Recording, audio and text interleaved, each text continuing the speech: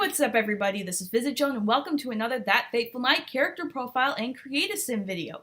Today we're doing Jessica Brinaldii, and this is going to be a little bit different because this is the first character on the series that I have done that is 100% from scratch. Not based on a sim I had, not based on a younger version of me, who I also had a sim of that, but anyway, this is 100% created in my mind. So, for those of you that didn't think I could do it, you have now been proven wrong. So anyway, you guys, Jessica, she's a Strangetown native. She's lived there her whole life. Her hometown is Strangetown, and she lives on, like, the poorer side of town. And there's, like, you know, two sides of Strangetown. There's the affluent side, which is pretty much the side we see in The Sims 2.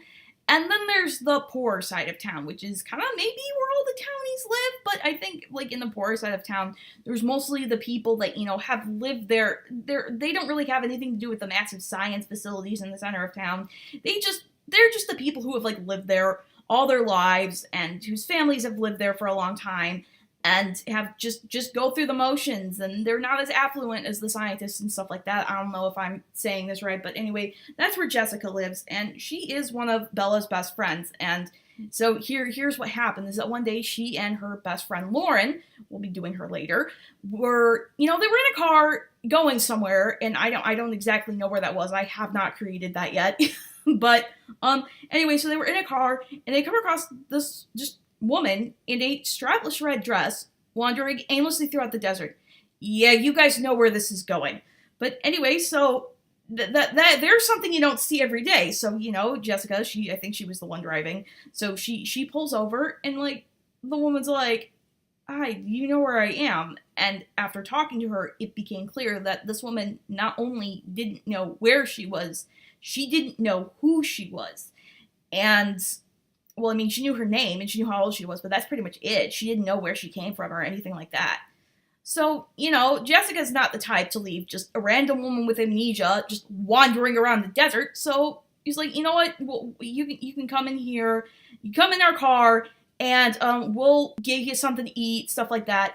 And, you know, they kind of took her in, and they really did become best friends. They lived together throughout that time that Bella was in Strangetown. And, you know, Jessica, she's kind of a little flaky. I mean, I am too at times, but anyway, she's like a dreamer. She kind of dreams big, but she doesn't have the resources to, like, get there. Like, she serves coffee for a living. So she's kind of stuck straddling that poverty line. And she's dated a lot of guys, but most of them have either ended up being, like, jerks or just, you know, not the right one, or is phased out after a while. And she's kind of very impulsive in her decisions. So a lot of them probably started as basically hookups, and, you know, some of them went somewhere, some of them didn't. But that's just kind of the way it works, and, you know, and she's about, I don't know, I kind of want to say 12 years younger than Bella is. So Bella probably became, you know, Bella was the one that, you know, was kind of like the voice of reason between her and Lauren and all this other stuff. And Bella's kind of the one that just kept her on track and stuff like that. But the truth is, you know, Jessica's actually pretty smart. She's pretty bright. She doesn't show it all that much because she's scatterbrained. But, you know, she actually does have she is pretty smart. She just was never able to express it because her family couldn't afford to send her to college, and that's why she's stuck serving coffee as a living. Yeah, it's not the greatest job in the world, but it pays, you know?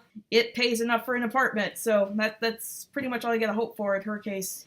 And, you know, Jessica's the one that usually makes the really crazy decisions. Like, she's probably the one that will call Bella up at, like, 3 in the morning and say, "You know what, I kind of got into some trouble, and I need a ride home."